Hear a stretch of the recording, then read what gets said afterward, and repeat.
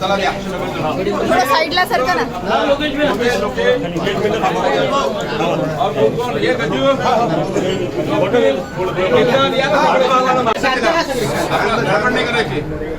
या ठिकाणी प्रशांत वानखडे उद्धव ठाकरे गटातून शिवसेना गटामधून अत्यंत सिनियर नम्र आणि लोकप्रिय असे नगरसेवक आज युवासेना पक्ष कार्यालयामध्ये ते शिवसेनेमधून युवासेना पार्टीमध्ये प्रवेश करत आहे.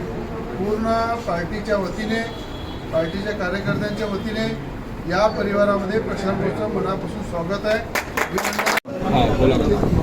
आज युवा स्वाभिमान पार्टीमध्ये उभाटा सेनेचे प्रशांत भाऊ वानखडे यांनी प्रवेश केलेला आहे आणि युवा स्वाभिमान पार्टीतर्फे त्यांचं या ठिकाणी हार्दिक स्वागत आहे. ज्याप्रमाणे या पार्टीत त्यांनी प्रवेश केलेला आहे त्यांनी या पक्षामध्ये चांगलं काम करावं ही या पक्षाची अपेक्षा आहे आणि ते चांगलं काम करतील त्याच्याबद्दल आम्हाला चांगली अगोदर माहिती होती. मोबाईलवर घ्या ना. प्रशांत भाऊ वानखडेंनी उभाटा सोडून युवा स्वाभिमानातून पक्ष प्रवेश केला, नेमकं काय कारण होतं, काय सांगणार? उभाटामध्ये आता काही शिल्लक राहिलेलं नाही आहे. उभाटामध्ये आता काही शिल्लक राहिलेलं नाही आहे. उभाटातले असंख्य कार्यकर्ते कालही पण आमच्याकडे आले. कालही आम्ही प्रवेश घेतला.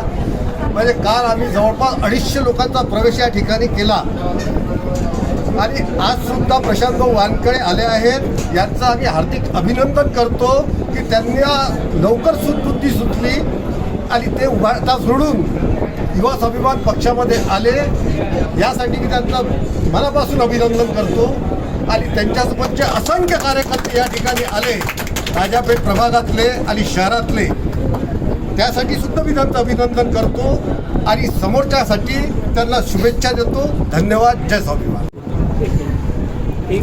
विनायकाला गणेशाला वंदन करतो. आई भवानी जगदंबेच्या चरणी नतमस्तक होतो. आज मी 5 वेळा नगरसेवक म्हणून उभाटातर्फे निवडून आलेलो होतो.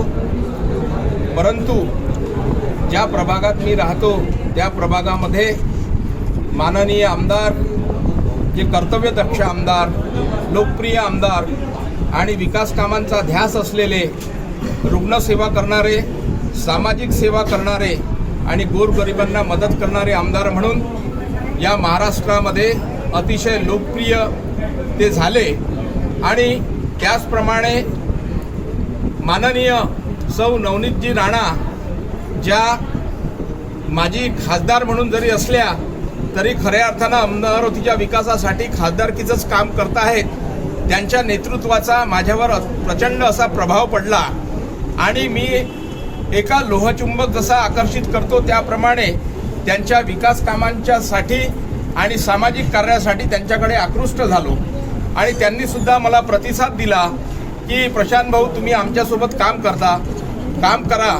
तुम्ही पण तेच काम करता जे आम्ही करतो. सामाजिक, रुग्णसेवा, सांस्कृतिक हे जे कामं आहेत ते तुम्ही करता आहात आणि त्याच्यासाठी तुम्ही पण आमच्या हातात हात घालून काम करा. म्हणजे अजून आपण लोकांचा चांगला विकास करू शकू, रुग्णसेवा करू शकू. आणि त्यामुळे मी रवी भाऊंच्या नेतृत्वावर प्रचंड असा विश्वास टाकला. मला अनेक ठिकाणाहून फोन आले.